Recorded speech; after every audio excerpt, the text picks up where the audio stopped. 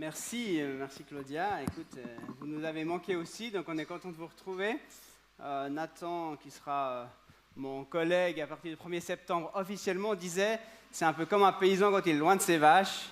Et ben, il est toujours content de les retrouver. Alors, merci pour l'image. On l'engage quand même, hein. Non, c'est une belle image. Puis j'étais hyper content de voir que ça sent pas trop l'écurie quand je suis arrivé, quoi. C'est trop bien. En plus, c'est bien sûr une joie de vous retrouver, mais c'est aussi une joie de vivre un temps de baptême aujourd'hui, de recommencer avec des baptêmes, c'est très chouette. Et puis du coup, j'ai un peu galéré, vous verrez, pour mettre ce baptistère, parce qu'on l'a prêté à d'autres églises, puis il manque une pièce. Alors, en fait, j'ai eu un gros souci, un fardeau sur mon cœur toute la nuit, c'était de me dire, est-ce que je vais arriver demain matin, puis il y aura de l'eau partout? Mais non, ça a tenu.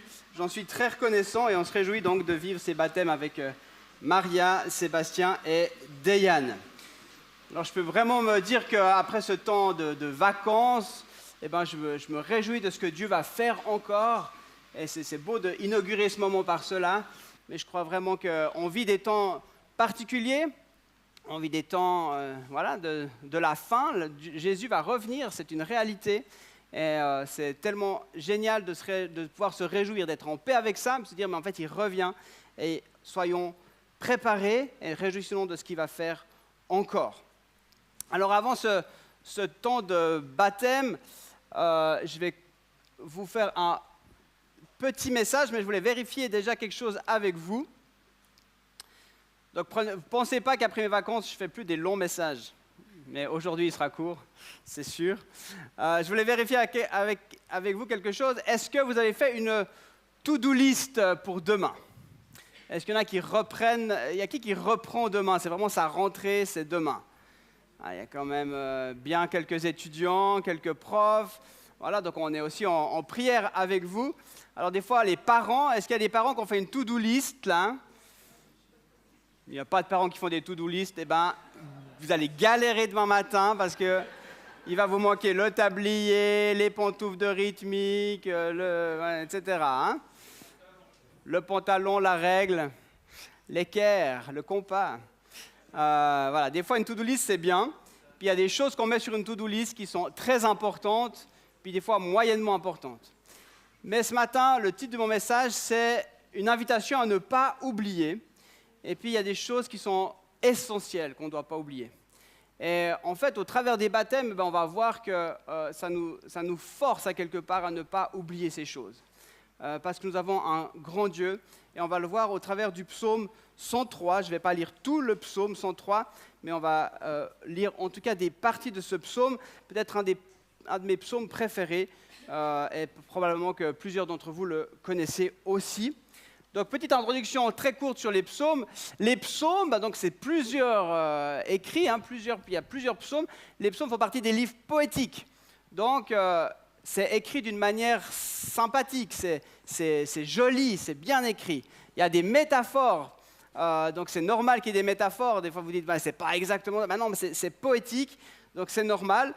Il y a aussi, on ne le voit pas toujours dans le français, mais dans l'hébreu, il y a des jeux de mots, il y a des rimes. Il y a des psaumes qu'on dit alphabétiques, hein, donc il a commencé son psaume en suivant l'alphabet hébreu, mais bien sûr ça ne se voit pas dans le français. Donc il y a toutes ces choses-là dans les psaumes.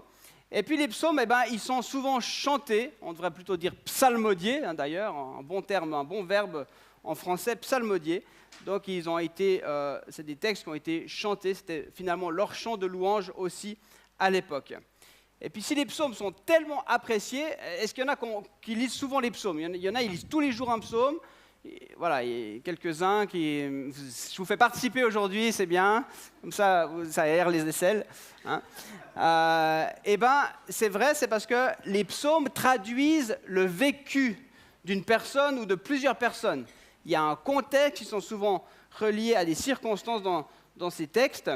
Puis c'est un peu comme si, d'un coup, tu lis un psaume, puis tu te retrouves dans la prière de quelqu'un. Tu te retrouves dans un moment intime, dans un moment de dévotion avec la personne, un moment de louange.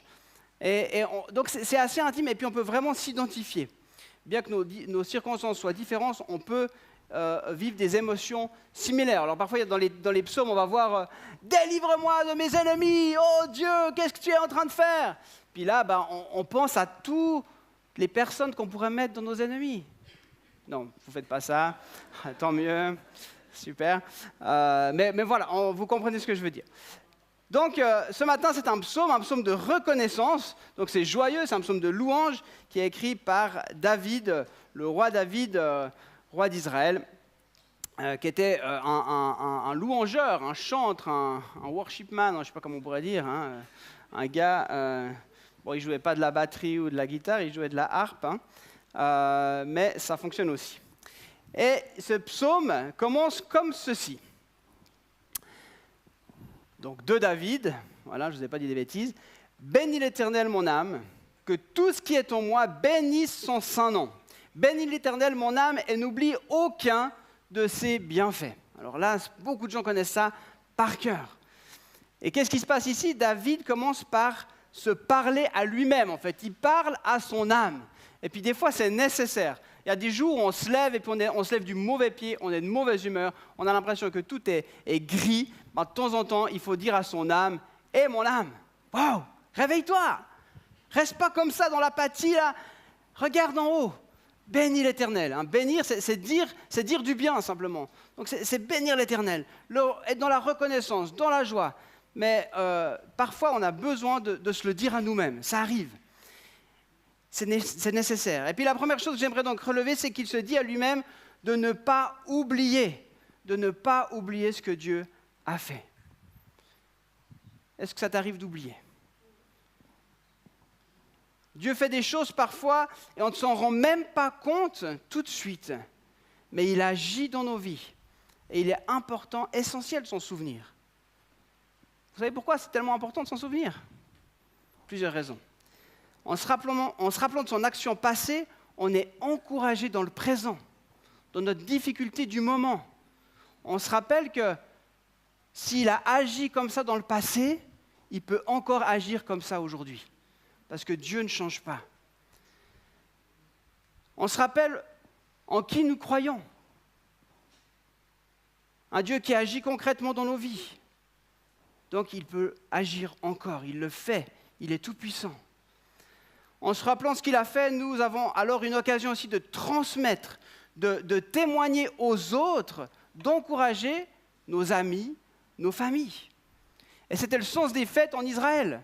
Il y avait des fêtes, c'était toujours en lien avec des circonstances de ce que Dieu avait fait.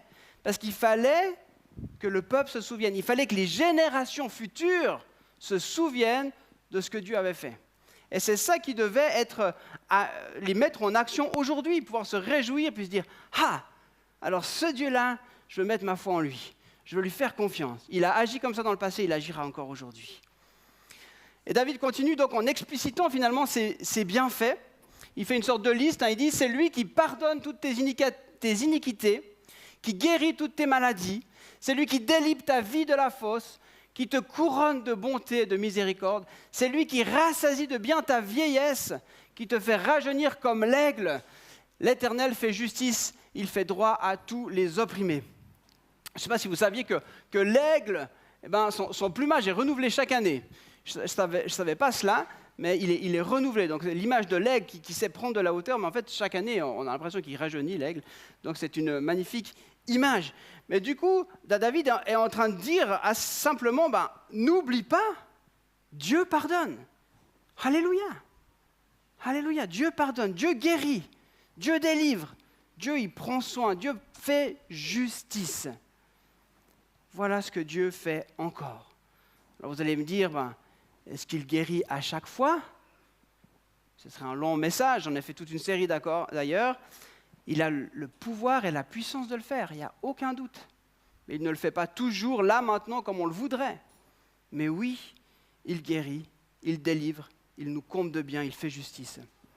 Et peut-être que tu l'as vécu toi-même, toi qui es ici ce matin, et tu peux dire avec David, oui, c'est vraiment vrai. Oui, c'est vraiment vrai, moi je peux l'affirmer, c'est vraiment vrai. J'ai vécu ces choses-là, j'ai été délivré, j'ai été guéri. J'ai vu sa justice s'accomplir. J'ai vu sa miséricorde, sa grâce, son pardon. Je peux dire c'est vrai. Mais il y a des millions de personnes à travers les siècles qui peuvent dire « oui, c'est vrai ». Ils l'ont expérimenté. Et du coup, ça nous permet de ne pas oublier et d'être encouragés dans notre foi aujourd'hui même. Dieu guérit, il l'a fait, il le fait encore. Il peut te guérir ce matin, toi qui es là, te délivrer de ton addiction. Il peut réjouir ton cœur, toi qui passes par des temps où tu dis « Ah, c'est quand même dur la vieillesse.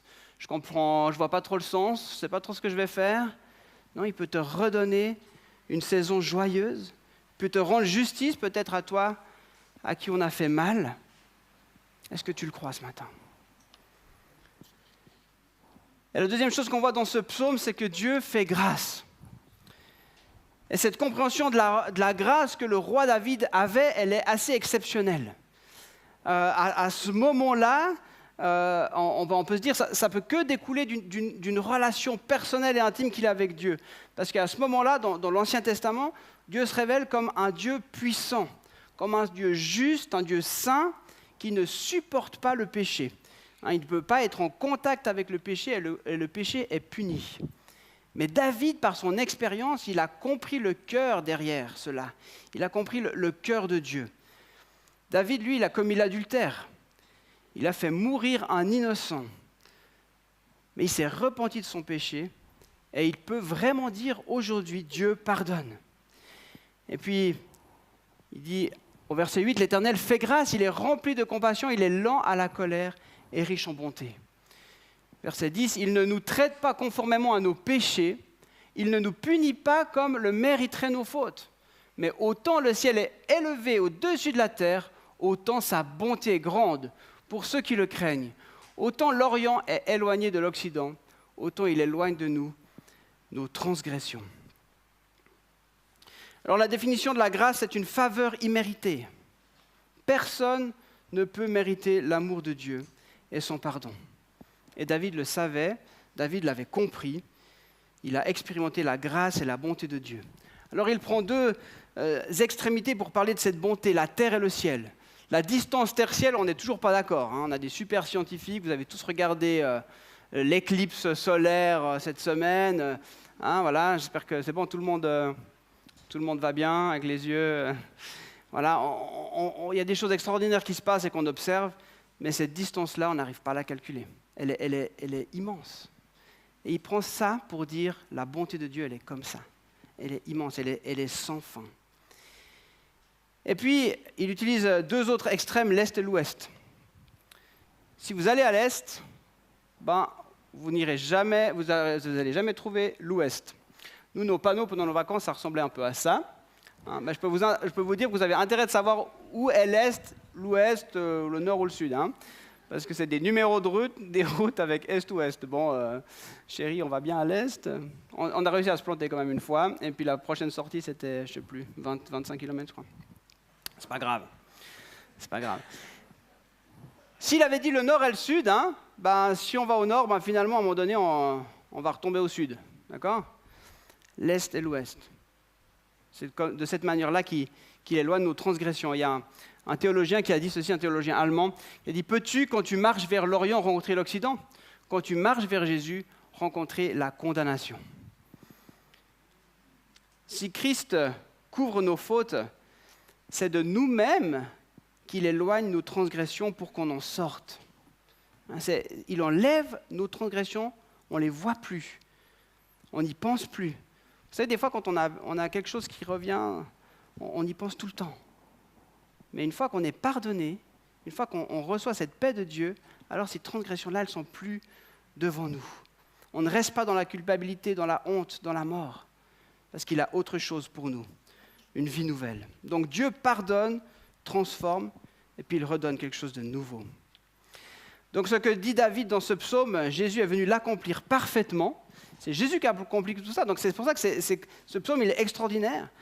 Il a accompli cela en mourant à notre place par amour pour nous.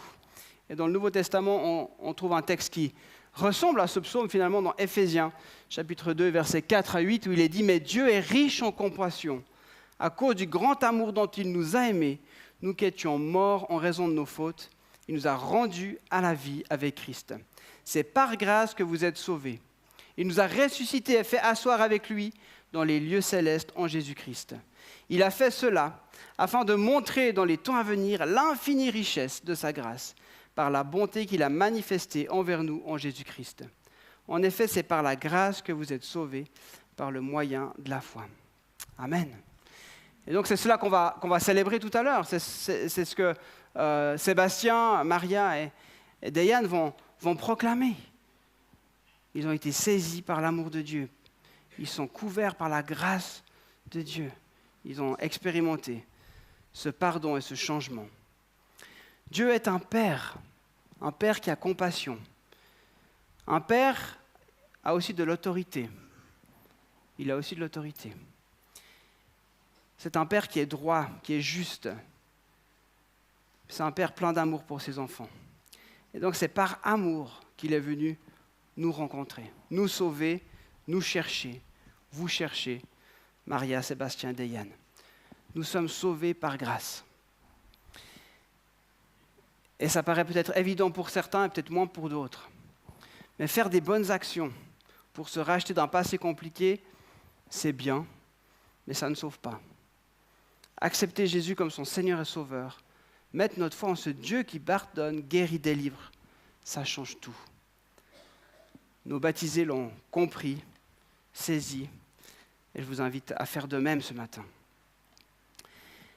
Et David termine ce psaume en disant finalement « Dieu sait de quoi nous sommes faits ».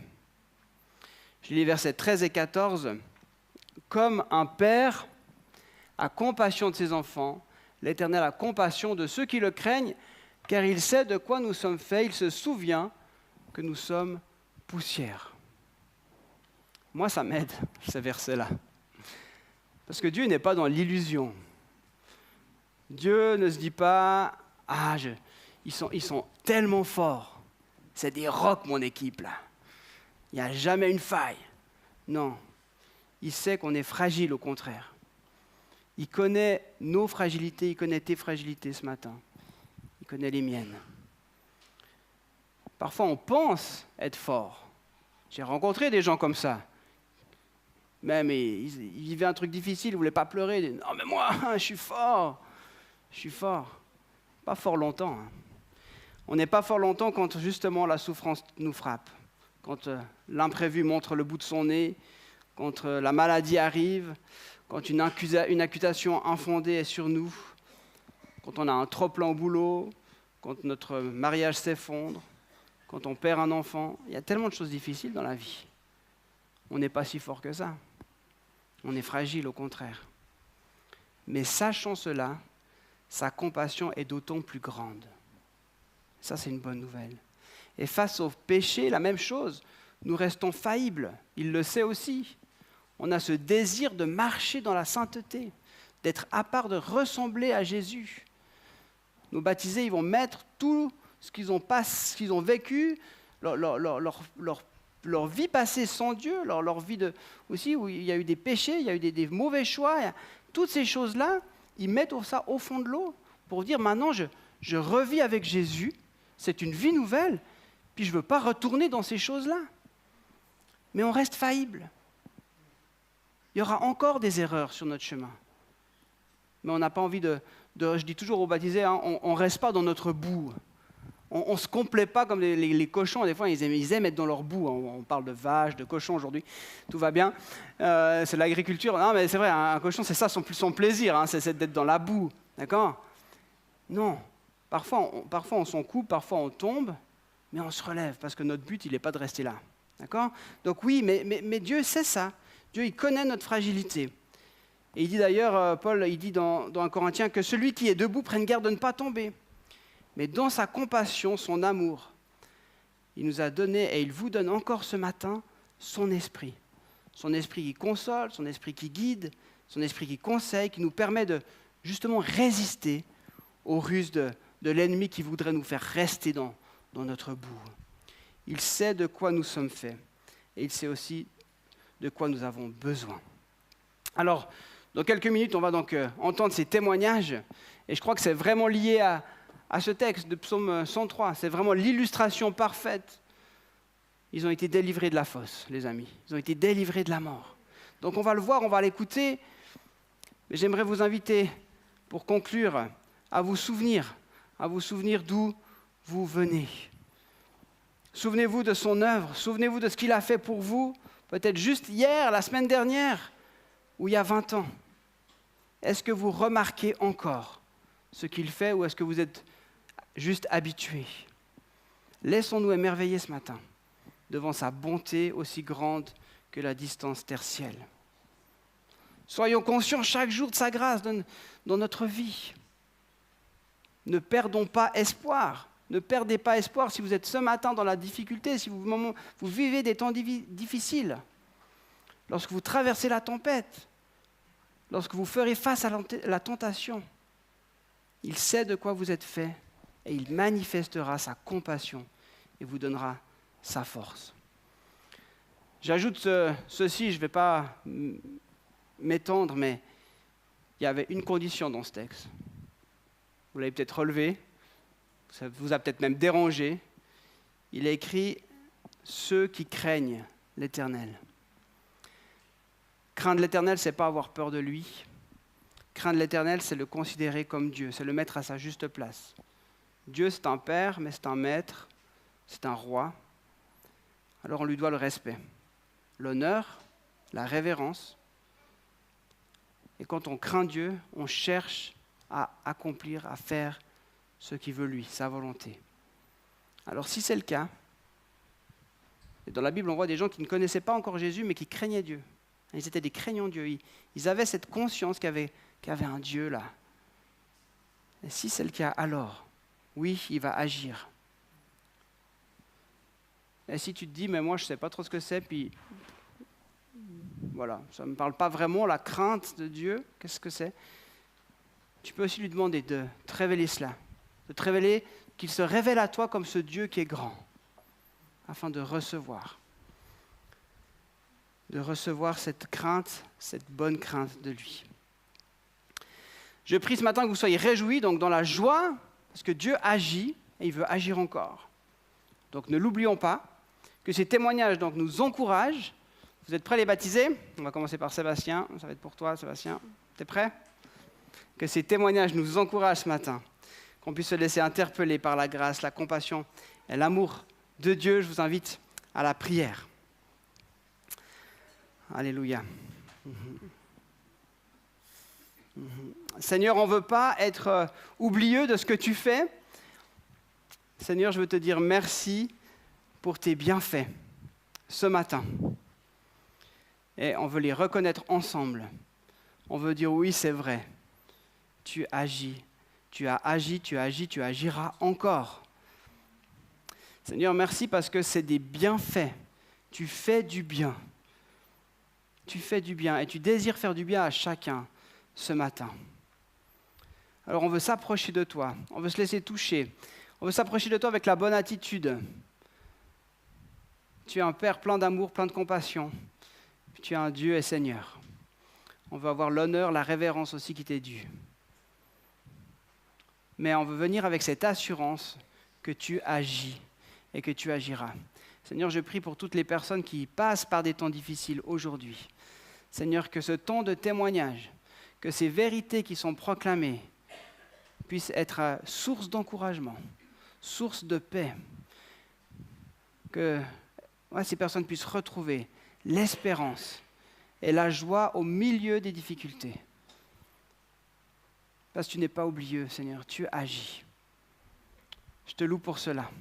Seigneur, je veux demander ta grâce, ta bénédiction maintenant sur ce temps de témoignage, sur la vie de Sébastien, de Maria, de Deyane, et afin que nous puissions être attentifs, pas à ce qu'eux ont fait de bien, mais à ce que toi, tu as fait avec ce qu'eux ont fait, de pas bon, de pas juste, de travers.